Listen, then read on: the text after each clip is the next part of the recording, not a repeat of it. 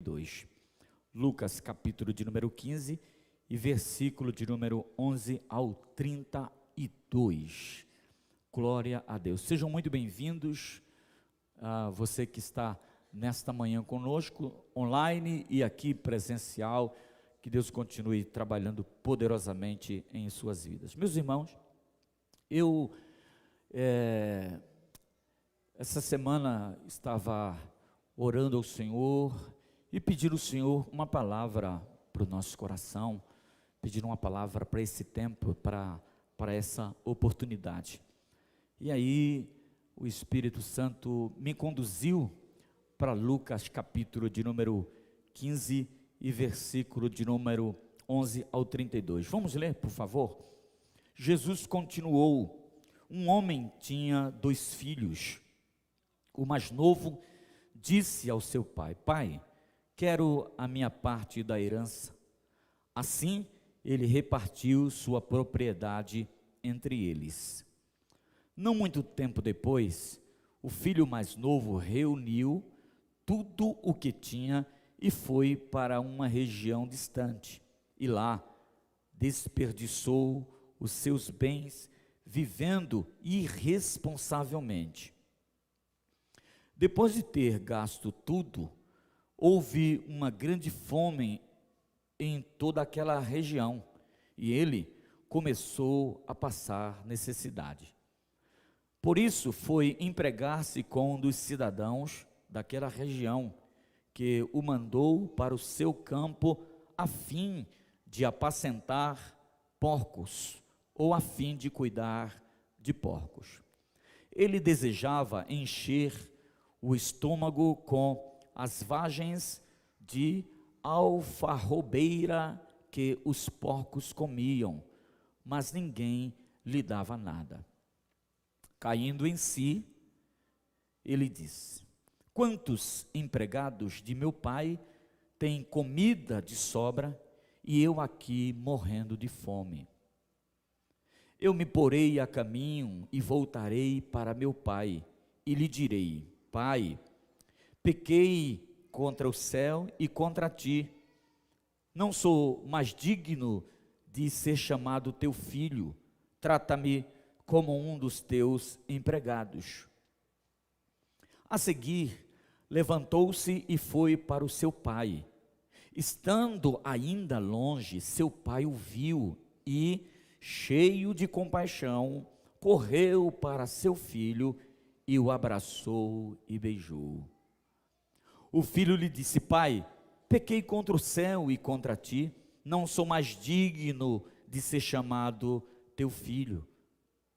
Mas o pai disse aos seus servos: depressa, tragam a melhor roupa e vistam nele, coloquem um anel em seu dedo e calçados em seus pés.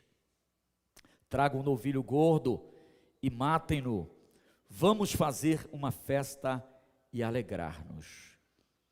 Pois este meu filho estava morto e voltou à vida, estava perdido e foi achado. E começaram a festejar o seu regresso. Enquanto isso, o filho mais velho, que tinha ficado na casa, estava no campo. Quando se aproximou da casa, ouviu a música e a dança. Então chamou um dos servos e perguntou-lhe o que estava acontecendo. Este lhe respondeu: seu irmão voltou. O seu pai matou o novilho gordo, porque o recebeu de volta são e salvo. O filho mais velho encheu-se de ira e não quis entrar na festa. Então seu pai saiu e insistiu com ele. Mas ele respondeu ao seu pai: olha, todos esses anos tenho trabalhado como um escravo ao teu serviço e nunca desobedeci às tuas ordens. Mas tu nunca me deste nem um cabrito para eu festejar com os meus amigos. Mas quando volta para casa esse teu filho, que esbanjou os teus bens com as prostitutas, matas o novilho gordo para ele. Disse o pai: meu filho, você está sempre comigo, e tudo o que tenho é seu. Mas nós tínhamos que celebrar a volta deste seu irmão e alegrar-nos, porque ele estava morto e voltou à vida. Estava perdido e foi achado. Aleluia, glória a Deus. Sabe, meus irmãos, essa é uma parábola, né, que Jesus falou no seu ministério aqui terreno, e eu particularmente acho uma das parábolas mais lindas que Jesus contou. De tantas outras, né? Jesus falou a parábola do bom samaritano, mas essa parábola, a parábola do filho pródigo, ela é ímpar. Eu gosto demais dessa parábola. Tem tantas verdades, sabe? Tanta expressão de amor, de um pai que ama o seu filho a ponto de ficar esperando durante algum tempo de sua vida o regresso desse moço. Bem, Jesus vai nos contar nesta oportunidade uma parábola de uma família. Primeiro, eu quero, talvez você saiba, mas com certeza alguns aqui não sabem, parábola é uma narrativa que transmite uma lição moral. Parábola é uma narrativa que transmite uma lição moral. Jesus queria ensinar algo moral para os fariseus. Jesus estava contando essas parábolas aqui, porque foi a parábola da ovelha perdida, foi a parábola da dracma perdida, mas a parábola do filho pródigo. Foram 3 parábolas na sequência, no capítulo de número 15 do Evangelho, conforme escreveu São Lucas. Então, as parábolas serviam para transmitir uma lição moral. E esta parábola, além de uma lição moral, ela tinha uma mensagem indireta por meio de comparações. Então, Jesus queria sempre dar uma indireta para os fariseus, comparando as atitudes do seu tempo presente, comparando as atitudes do seu povo, do seu dia a dia. Então ele fala do pai, do filho mais velho, são 3 personagens, o pai, o filho mais velho e também o filho mais novo. Não se tem a ideia aqui dessa parábola, não foi a intencionalidade de Jesus de colocar a mãe aqui, né? Até porque o contexto cultural de divisão de bens não vinha a partir das mulheres, né? As mulheres não participavam na divisão dos bens. Quem fazia isso na divisão da herança era o pai, era o próprio pai. Quando o pai iria dar a bênção para os seus filhos, porque eles tinham esse costume, em um determinado tempo, quando os filhos tinham consciência do que eles carregavam, do que eles representavam, do entendimento que ele tinha para o propósito e para a promessa de Deus, o pai chamava eles e aí abençoava. Só que esta bênção, ela não era uma oração qualquer, ela era uma profecia para a vida dos filhos. Então, muito cuidado com o que você fala com seus filhos. Muito cuidado. Quando você observa Isaac mandando chamar os filhos, né? E aí quando ele manda chamar os filhos, ele dá uma bênção profética para cada um. Não é a mesma oração, ele não chama para orar, né? Porque pai e mãe não chama para orar, pai e mãe chama para profetizar sobre a vida dos filhos. Amém? Então eu já quero dizer que você é um profeta de Deus para a sua casa. Minha irmã, fecha a tua boca, tá? Antes de você falar besteira. Você também, meu irmão. Porque toda palavra que sair da sua boca, ela vai sair com dois destinos. Ou para abençoar a vida de alguém, ou para amaldiçoar a vida de alguém. Então que a nossa boca, que a nossa vida, seja uma vida de bênção, para abençoar mesmo a vida das pessoas, né? Dos nossos filhos. Então a mãe, ela não participava do contexto dos bens. Então são três personagens: o pai, né, o filho mais velho e o filho mais novo. De acordo com o contexto cultural, o filho mais novo tinha direito a 1/3 da herança de seu pai. Então ele tinha direito a 1/3 da herança. Assim como nos dias de hoje também. A herança também poderia ser dividida antes do falecimento do pai, desde que com que ele concordasse. Então tem muita gente que diz assim: não, ele na realidade queria que o pai morresse. Eu já vi as pessoas ministrar, não era isso que ele queria. O filho mais novo não tinha intenção, ele tinha um direito.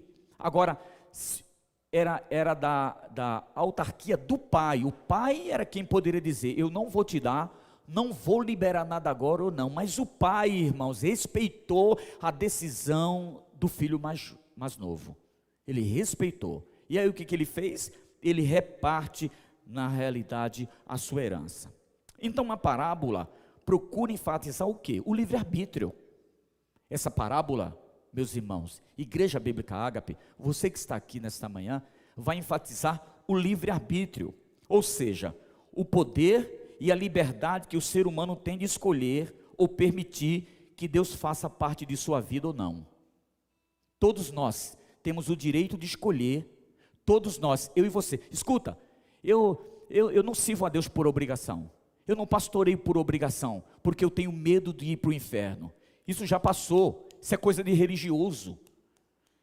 Eu sirvo a Deus pelo amor, por tudo que Ele fez por mim, por tudo que Ele anda fazendo por mim, e mesmo se Ele não fizer, que o amor de Deus continue sobre o meu coração, sobre a minha vida. Então a questão aqui é a questão do livre-arbítrio, é uma questão, na realidade, de escolha. O filho mais novo tinha liberdade de utilizar a sua parte da herança como bem entendesse.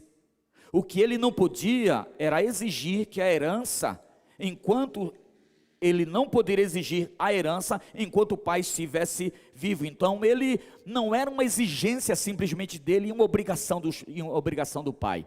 Se ele exigisse a herança e o pai dissesse assim: eu não vou te dar a herança, e ponto final, era isso que iria acontecer. Mas não era isso que o pai queria. O pai não queria simplesmente um filho rebelde dentro de casa. O pai queria que ele escolhesse. Era uma escolha dele, a escolha de permanecer na tutela ou sobre a tutela do pai, ou escolher ir embora. E aí as consequências de viver distante desse pai foi terrível. E aí, já passou muitas pessoas assim, né, na minha vida, muita gente, muitas pessoas que permanecem até hoje, mas infelizmente muitas pessoas que se desviaram da fé, muitas pessoas que hoje não estão mais aqui, pessoas que hoje não servem mais a Deus.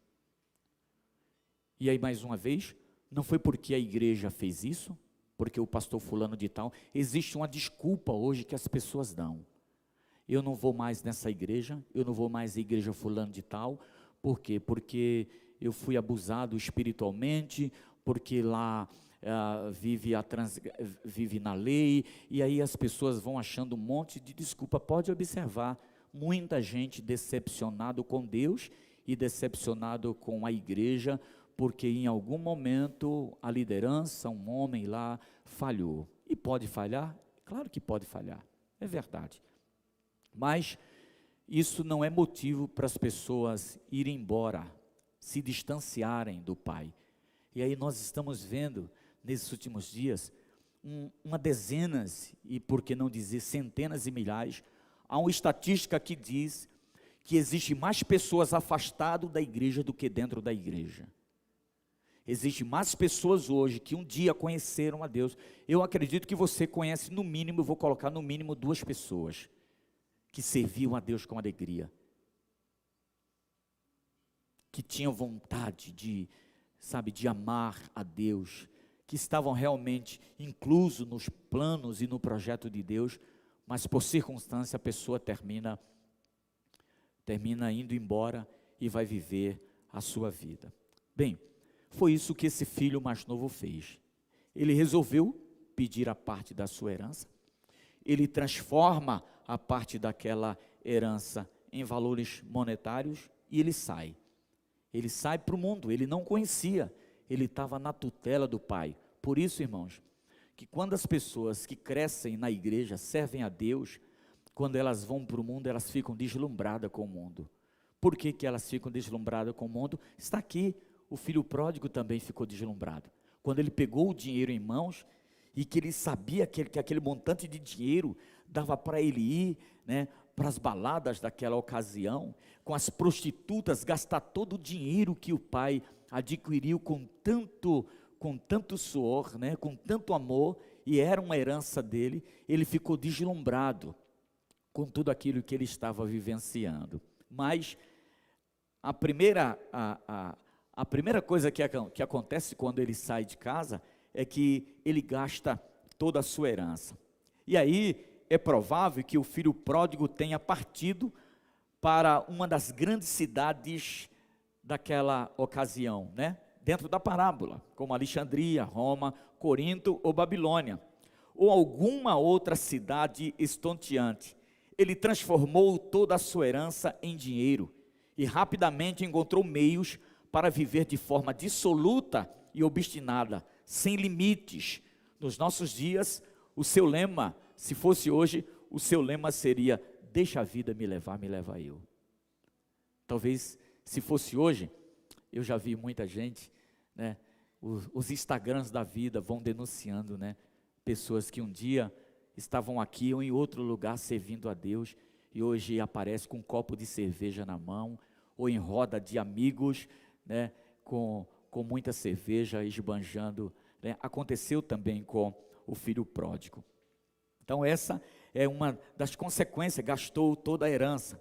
Era como se ele tivesse em uma grande metrópole, deixou a casa do pai para viver entre jogos, mulheres, bebidas. A lucidez foi destruída por suas fantasias. Essa parábola procura nos mostrar o que as inexperiências dele o conduziu. As fantasias criadas em sua mente já eram tão grandes que ele cada vez mais estava se distanciando do Pai. Isso representa a condição de um homem distante de Deus. Perceba que ele partiu para bem longe de tudo o que podia lhe lembrar da autoridade do Pai. Para longe do seu Pai. O seu único compromisso naquele momento era o de satisfazer o seu ambicioso desejo de pecar. Esta parábola é uma espécie de resumo das outras duas. O pródigo partiu para uma terra distante, lembrando a ovelha que se perdeu, e em seguida ele gasta tudo o que tinha e fica paupérrimo como aquela dracma perdida. Embora o exemplo do filho reflita de alguma forma outras parábolas, ela possui uma particularidade. A ovelha perdida e a dracma precisavam ser procuradas. Porém, tem algo tão importante aqui na parábola do filho pródigo, porque ele perdeu-se em primeiro lugar dentro de si mesmo e não dentro da casa do pai. Porque as pessoas não se perdem dentro da igreja, elas se perdem dentro de si.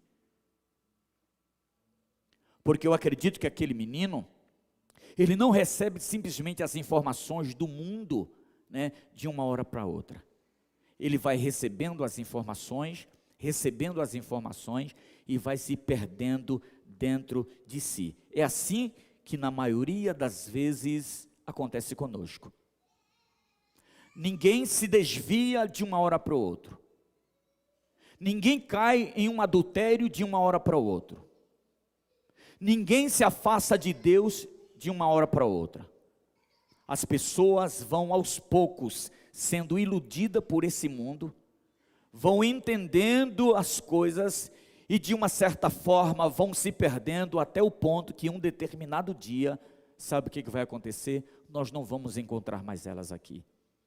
Nós vamos encontrar ela nos Facebooks da vida e nos Instagram da vida, gastando tudo aquilo que o Pai lhe deu.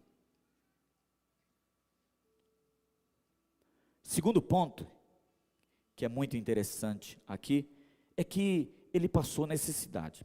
Primeiro ele perde a herança, depois ele gasta toda a herança e depois ele passa a necessidade. A ilusão promovida pelo momento acaba mais rápido do que imaginamos. A ilusão promovida por um momento, infelizmente, acaba muito rápido. Todas as pessoas, eu estou dizendo porque eu já me desviei da igreja. Está aqui, queridos, alguém que já se afastou da igreja. Está alguém aqui que se afastou da igreja e se experimentou as coisas do mundo. Só que quando eu saía dos lugares, quando eu saía do lugar que eu estava, o vazio ainda continuava. Por quê? Justamente por causa disso. Porque a ilusão promovida, infelizmente, pelo mundo, vai acabar muito rápido. Então talvez aqui você seja um adolescente, jovem, e diga assim, eu tenho muita coisa para curtir. Eu tenho muita coisa para viver ainda. Pode ter certeza absoluta que isso vai acabar muito mais rápido do que você imagina.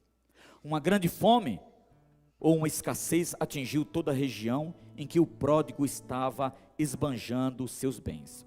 A questão é que de onde se tira e não se coloca, o que acontece? Acaba. Foi o que aconteceu. O diabo cegou o entendimento do jovem, como está escrito em 2 Coríntios 4:4, que o diabo cegou o entendimento dos incrédulos, para que a glória e o evangelho de Cristo Jesus não resplandeçam sobre suas vidas. Quando seus bens acabaram, os amigos, as mulheres e a alegria que era efêmera também foram embora. Ele só se deu conta de sua necessidade quando ficou sem nada, quando ficou paupérrimo, quando ficou sem nenhum amigo, quando a mulherada já não estava mais. Quando ele não tinha ninguém, ele se deu conta de que tudo aquilo era uma ilusão. Essa fome é o desejo por algo superior, porque quando aconteceu a crise naquela cidade, que ele perdeu tudo, e ele começou a passar necessidade, o que aconteceu? Ele começou a passar fome, porque é assim mesmo. As pessoas que deixam Jesus, as pessoas que se desviam da fé, as pessoas que se desviam da igreja, se desviam do Senhor, acontece isso, em determinado momento ele parece que está suprindo todas as suas necessidades, mas lá na frente, irmãos, o que ele vai encontrar é fome, porque ele nunca pode ser saciado pelo mundo. Um crente em Cristo Jesus, afastado da presença de Deus, ele nunca vai ser saciado pelo mundo. Aliás, ninguém pode ser saciado pelo mundo, nenhuma pessoa pode ser saciado pelo mundo. Então o que aconteceu? Um desejo enorme de algo superior. É o vazio da alma que só pode ser preenchido pela presença de Deus. Aleluia. Sabe, irmãos, está difícil aqui? Está difícil servir a Deus? Lá fora está pior. Está difícil servir a Deus aqui? Está difícil servir a Deus encontrando pessoas com dificuldade? Lá fora vai ser pior. Porque foi isso que aconteceu. Quando ele perde a herança, que ele passa a necessidade, aí o que aconteceu? Ele começou a entender que ele precisava de algo maior. Aleluia, superior. O vazio da alma não pode ser preenchido por nada deste mundo, a não ser a presença de Deus. Escute, o vazio, o seu vazio é o tamanho que Deus quer fazer na sua vida. O seu vazio é o tamanho de Deus na sua vida. O que está faltando na sua vida não é a Igreja Bíblica Ágape. O que está faltando na sua vida não é o irmão fulano de tal, o irmão ciclano de tal, não é um casamento, não é um bom trabalho. O que está faltando na sua vida é a presença de Deus, porque só Ele pode preencher tudo. Só a presença de Deus pode preencher tudo, meus irmãos. Porque um carro não pode preencher o teu vazio. Uma casa não pode preencher o teu vazio. O melhor emprego que você tenha não pode preencher o teu vazio. O teu esposo não pode preencher o teu vazio. A tua esposa não pode preencher o teu vazio. Os teus filhos não podem preencher o teu vazio. Só tem um que pode preencher o seu vazio, chama-se Deus. Só o Pai pode preencher o vazio. Aleluia. Sabe, meu amigo, eu posso afirmar com toda a minha convicção que só é possível encontrar satisfação real em Deus. Não há elementos humanos que possam saciar a fome e a sede de vida que a humanidade precisa. A sua necessidade o levou às partes mais baixas e degradantes daquela cidade. Que coisa terrível, hein? Meu Jesus do céu. Foi pedir um emprego a um criador de porcos, o que para um descendente de Abraão era algo extremamente vergonhoso. É isso que a distância de Deus faz com o ser humano. Acha que está se divertindo, acha que está na balada, que está tomando a cervejinha, acha que ali vai satisfazer a vida, mas na realidade a distância de Deus faz com que o ser humano acha que ele está se divertindo, e por um momento cria ilusão. Enquanto isso, vai abrindo buraco na alma, e quando a abertura está grande o suficiente, é aí que o inimigo das nossas almas, o diabo, já sabe que essa pessoa está pronto e aberto para servir a ele. Ele termina sendo iludido pelo inimigo e vai caindo cada vez mais nas garras do diabo. Ele passou necessidade, ele perdeu a herança, ele enfrentou o desprezo. A necessidade do filho perdido aumenta. Ao seu redor não há mais nada, apenas uma riqueza de escassez e comida de porcos. À medida que sua fome aumenta, seus desejos se tornavam menos exigentes. Ele passou a desejar a comida dos porcos. A alfarrobeira, ou alfarrobas, era utilizada como ração para os animais na Palestina. Apenas as pessoas mais necessitadas é que utilizavam esse alimento. A sua necessidade não é apenas material. Ele está extremamente carente do amor e cuidado de alguém que se importe realmente com o seu bem-estar. O afeto, amor e cuidado que ele tinha na casa do pai estava agora em desuso. Agora, mais distante do que alguns quilômetros dividiam a sua vida e a vida do seu pai, o qual ele tanto amava. Mas ele não somente enfrentou o desprezo, ele caiu em sã consciência. O filho pródigo caiu em si. A escassez, a fome e a ausência de amor trouxe a sanidade do jovem de volta. Lucas 15:17. Isso nos faz entender que o pecado tira o entendimento. Agora, ele já não é mais aquele inconsequente. As experiências adquiridas pelo sofrimento lhe levaram a fazer uma comparação com a casa do pai e a perceber que ele não precisava viver daquela forma. Aleluia. A parábola do pródigo procura nesse ponto mostrar à humanidade que ela não precisa viver em escassez de amor, afeto e até mesmo de cuidado com as coisas cotidianas. Deus, o Pai bondoso, o Pai de amor, Ele cuida de você.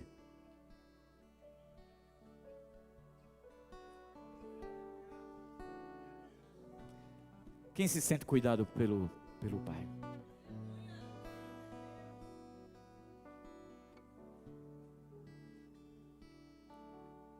Aleluia. Ele cuida de você. Sabe, o Pai, Ele tem um lar, uma casa, um lugar para pertencer, um ambiente de paz preparado para a sua alma. É isso que o Pai tem. Aleluia.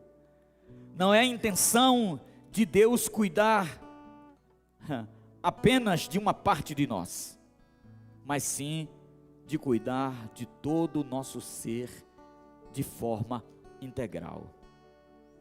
Mas aí, depois de passar fome, de ter gastado a herança, depois que ele cai em sã consciência, ele toma uma decisão. Obviamente, o filho pródigo refletia sobre o conforto e o cuidado da casa do pai. Porém, o que mais ele ansiava era por paz mesmo. Isso produziu conversão, mudança de direção. O filho que prosseguia a passos largos a caminho da perdição, quer voltar novamente à casa do pai. Essa disposição confirma o sentimento de profundo arrependimento. Seu desejo de voltar e submeter-se à profunda humilhação são sinais contundentes da metanoia, da mudança de mente. A mudança de mente, a mudança de pensamento e a mudança de caráter. Aleluia. A próxima atitude dele é voltar para a casa de seu pai. Ele não apenas desejou, ele fez. Quantas pessoas hoje vieram aqui nessa igreja, talvez estão ouvindo a palavra de Deus via internet, mas não demoram muito a tomar, infelizmente, uma decisão de se render ao Pai. Muitas vezes argumentam: eu ainda não senti de Deus de entregar minha vida para o Pai. Deus não tocou no meu coração para que eu possa aceitar Jesus, meu bispo. É preciso que estejamos atentos ao que está escrito em Hebreus 3, 7 a 11. Ao ouvir a voz do Espírito Santo, não devemos resistir à conversão. Ao cair em si, ou seja, perceber que precisava voltar, aleluia, se humilha e pede perdão.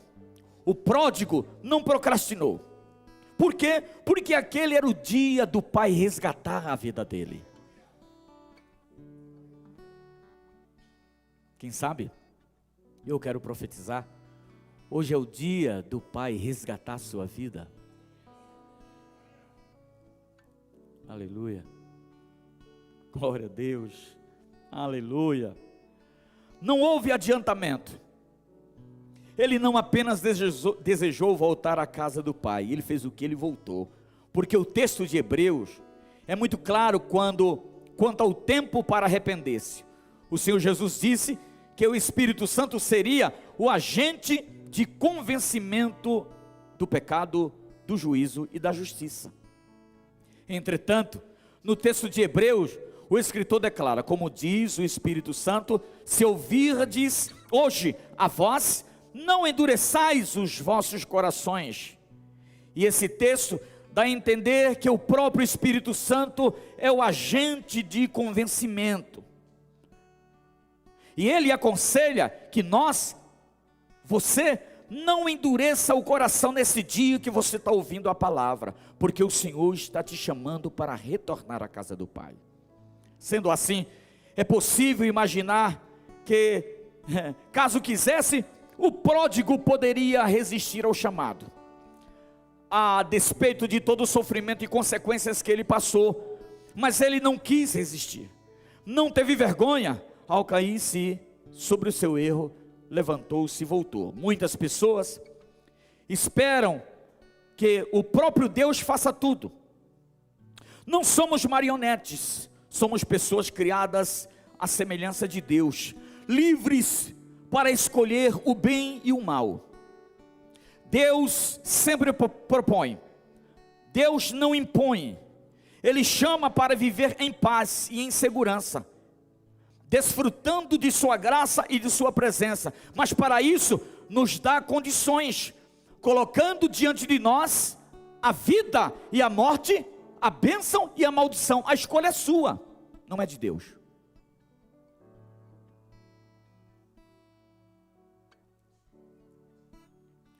Mas Ele nos aconselha a escolher a vida e não a morte.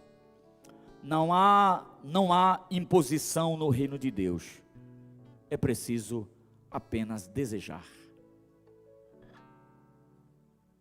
Você não fica nessa igreja obrigado.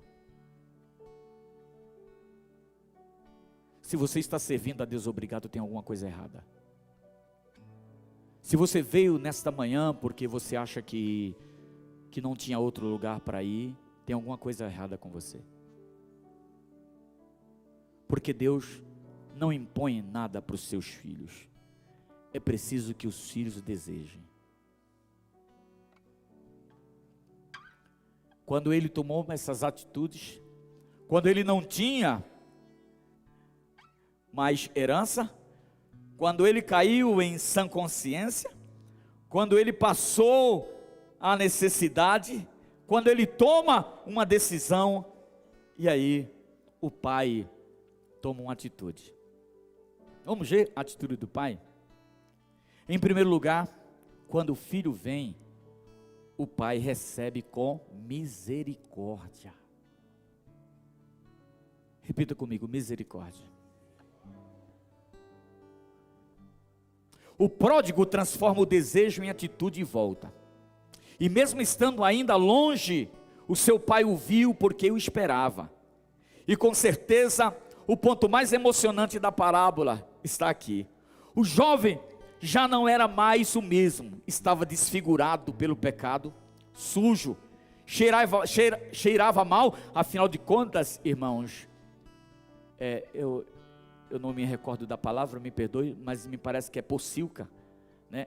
E antigamente o pessoal colocava de chiqueiro, era fedido demais, tinha que lavar. Escute, lugar onde que porco vive tem que lavar todo dia,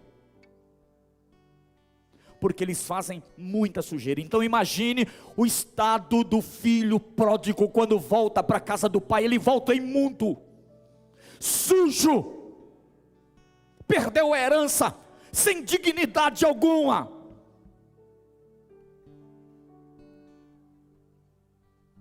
Sua aparência não era a mesma daquele filho que partiu. Eu conheço alguém, e é verdade, irmãos, quando as pessoas se desviam da casa de Deus, que vai morar distante do pai, que quer viver uma vida independente, até o rosto dele muda.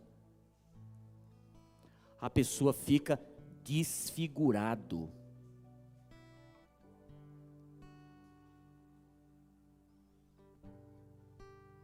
Porque só quem pode cuidar da nossa vida é o pai.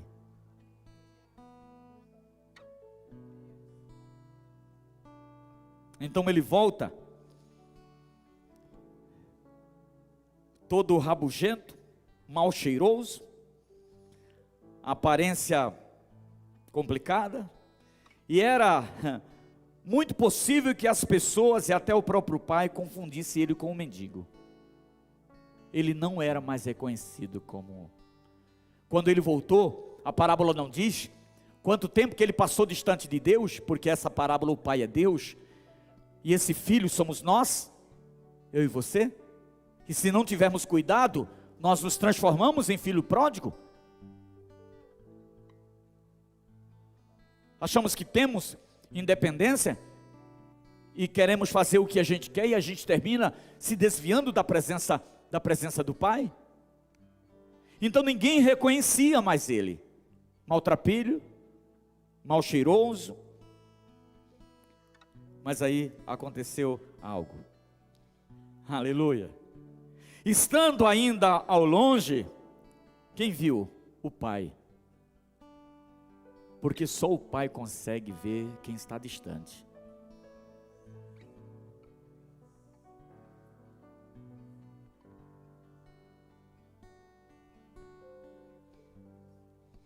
Ele consegue ver de longe. Não apenas isso. Ele não somente vê, mas ele, cheio de compaixão, corre para o filho. O abraçou e beijou. Aleluia, aleluia. Sabe, irmãos, eu amo aquela canção do Anderson Freire, Raridade. Eu amo aquela canção. Sabe por quê? Porque o Anderson Freire faz uma declaração muito profunda e até muitas vezes mal interpretada. O pecado não consegue esconder a marca de Jesus que existe em você. O que você fez ou deixou de fazer, o que é que diz mais? Não mudou? Deus escolheu? Aí o que é que diz mais? Sua não está naquilo, ou o que pode fazer, isso é mistério de Deus com você.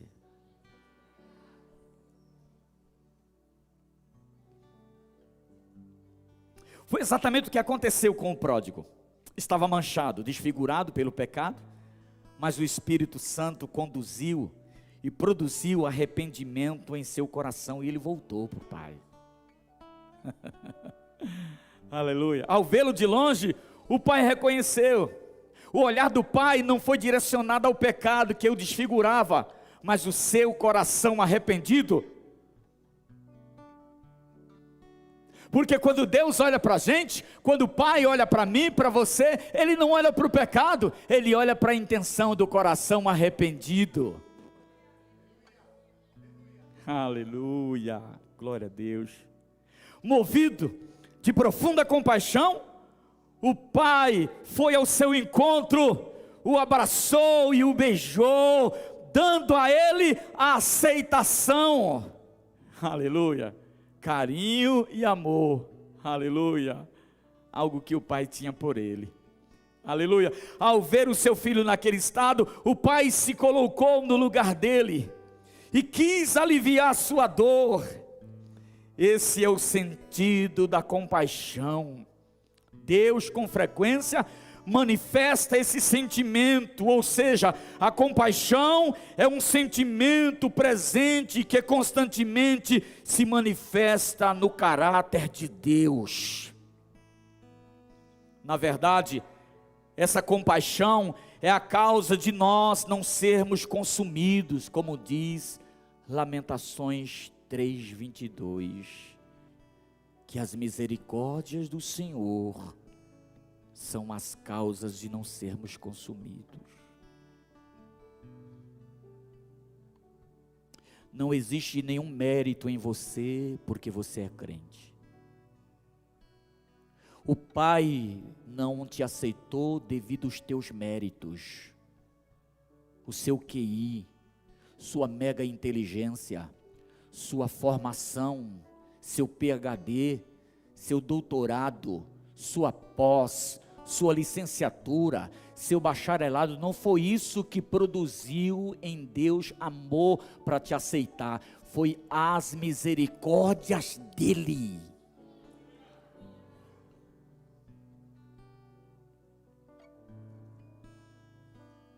Porque se dependêssemos da misericórdia dos outros para ser aceito em Deus, nós já estávamos no inferno a 5 quilômetros para dentro.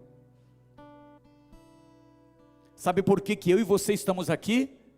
Porque Deus usou de sua bondade e de sua misericórdia para te atrair. Os seus laços de amor te atraiu. O pecado que você vivia, que nós vivíamos, não conseguiu esconder a marca de Jesus que existe em nós. Talvez você possa dizer: bispo, eu estou distante do Pai, algumas coisas aconteceram na minha vida, eu estou vindo até na igreja, sabe, bispo, mas eu sou aquele pródigo dentro da igreja, eu sou o pródigo que não saiu, eu gastei a herança, algumas coisas aconteceram na minha vida, bispo, e eu me sinto distante, eu estou distante de Deus, algumas coisas aconteceram, eu estou meio que sujo, sabe, em determinado momento eu desperdicei os talentos que o Senhor me deu, sabe, a herança que o Senhor me deu, eu tenho desperdiçado. Mas eu quero declarar e dizer que não é e nunca vai ser o julgamento das pessoas que vai te afastar de Deus.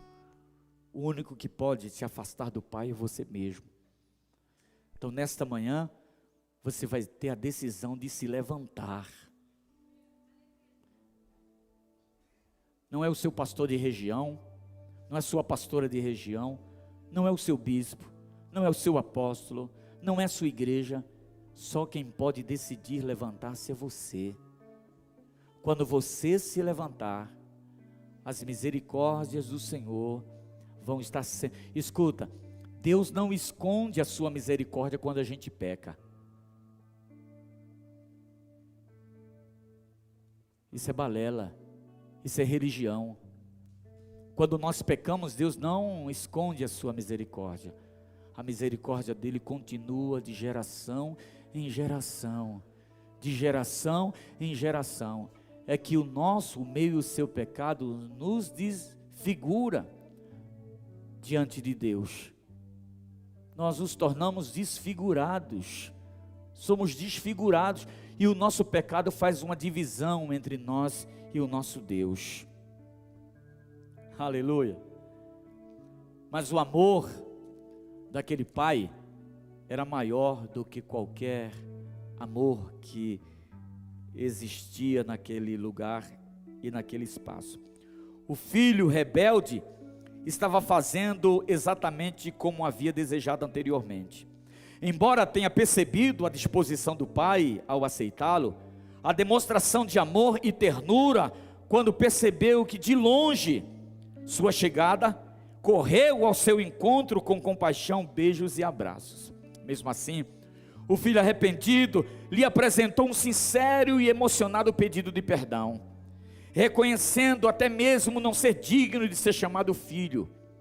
Mas o pai amoroso e bom interrompe o discurso e diz aos seus servos que eles tragam a melhor roupa. Aleluia. Roupa de filho. Aqui está representada as vestes de justiça com a qual Deus nos revestiu por intermédio de Jesus Cristo. Os trapos de imundícia e de tristeza que estávamos vestidos no mundo, irmãos, angústias, vergonha e dor, foi substituído por vestes de alegria.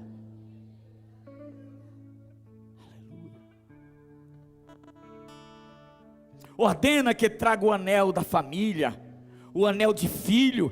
Essa atitude demonstra mais uma vez o seu afeto e o seu amor.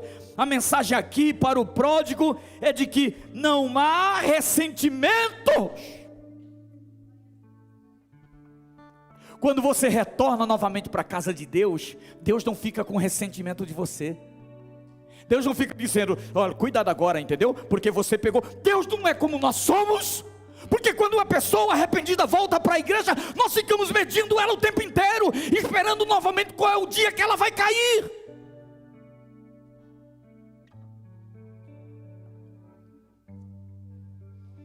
Quando alguém erra com você e erra comigo, o que a gente faz? Fica ressentido. Sabe por quê? Porque o exercício de misericórdia, irmãos, muitas vezes está distante de nós. Mas o Pai não. O pai disse: eu não quero saber. Tira esse chinelo velho do dedo. Tira esse chinelo velho. Troca de roupa. Troca e coloca o anel. O anel significa: eu não tenho mais ressentimento. O pai não tem ressentimento. Deus não tem ressentimento da gente. Você pode ter pecado, um dos piores pecados do mundo, pode trazer consequência para você? Pode. Porém Deus não tem ressentimento com você.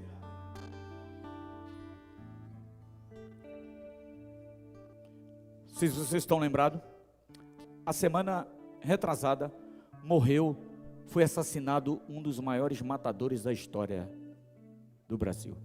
Quem viu essa reportagem? Eu esqueci do nome dele, né? Isso.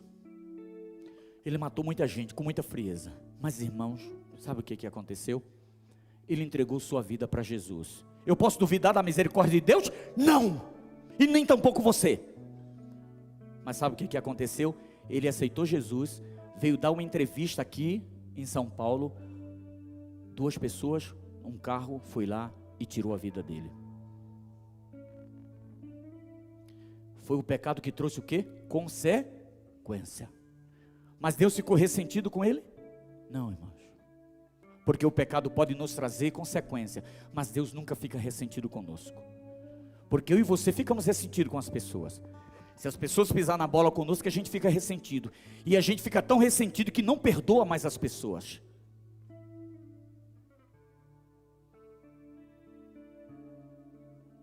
Está aí, um dos piores períodos de ressentimento a gente viu aí na política.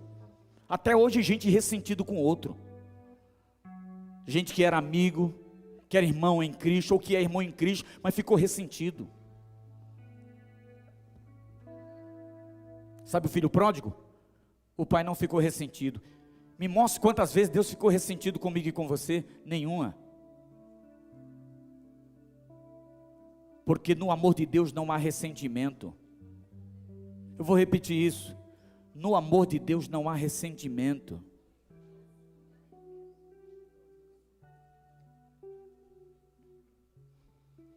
Por fim, ordena que calcem os seus pés. Os escravos e trabalhadores familiares daqueles dias usualmente trabalhavam descalços. Mas agora, ele era um homem livre.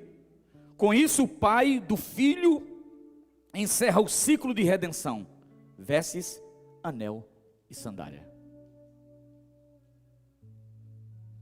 O ciclo de redenção na sua vida. Veste.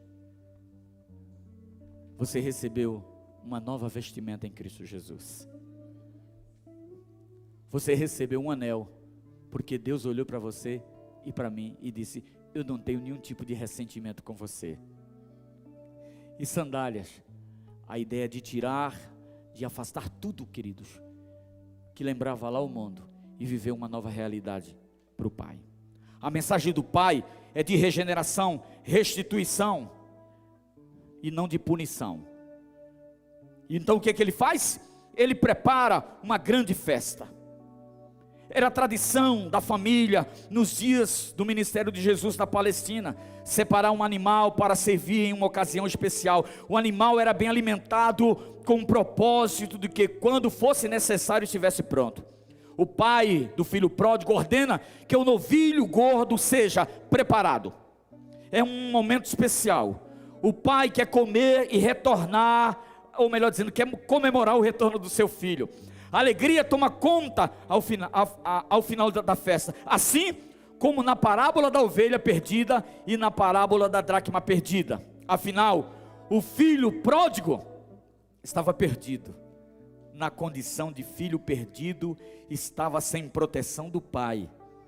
Uma triste ilusão de milhares de pessoas que acham que podem viver uma vida sem Deus.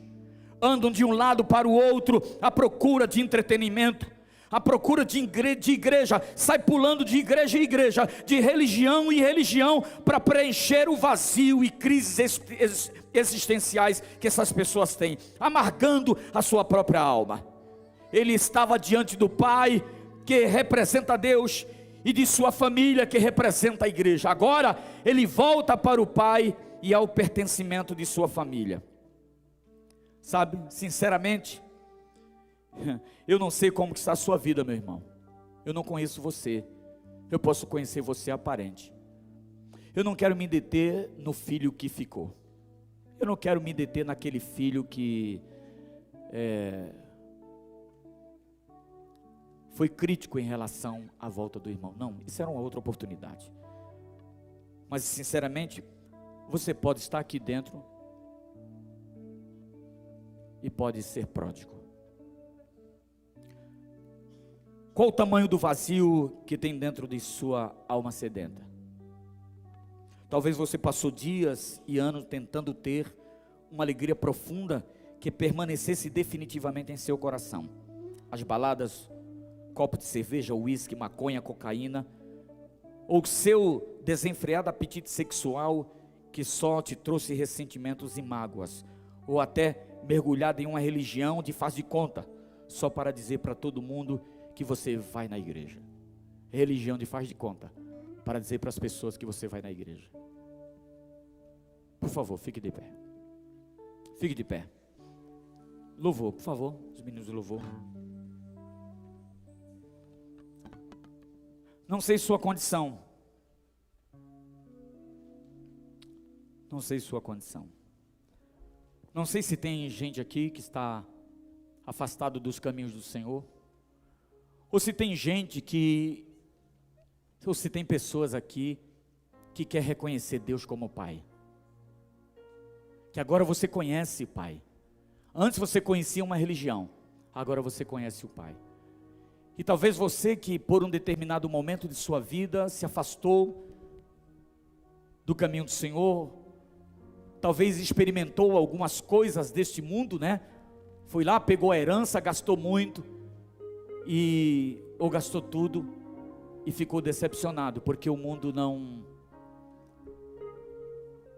conseguiu preencher o seu vazio, não conseguiu preencher as crises de sua vida.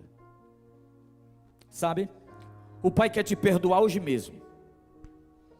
Eu quero, em nome de Jesus, te convidar para ser filho novamente. Eu quero convidar essa igreja para ser filho novamente. Aleluia. Filho de um Pai.